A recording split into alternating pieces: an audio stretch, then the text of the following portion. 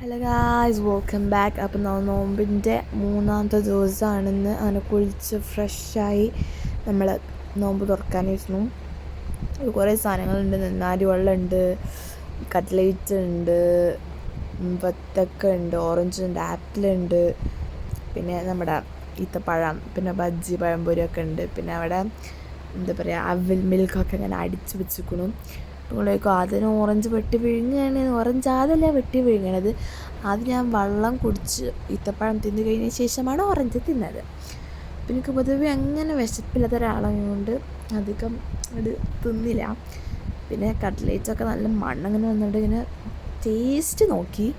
പിന്നെ അതേപോലെ അവിടെ വെച്ചു കേട്ടോ, 1-2 പീസ് വെച്ചിട്ട് വെച്ചു. പിന്നെ അതാണ് എന്താ പറയുക, അതുകൊണ്ട് മൊത്തത്തിൻ്റെ എനിക്ക് തീരെ ഇഷ്ടപ്പെട്ടിട്ടില്ല.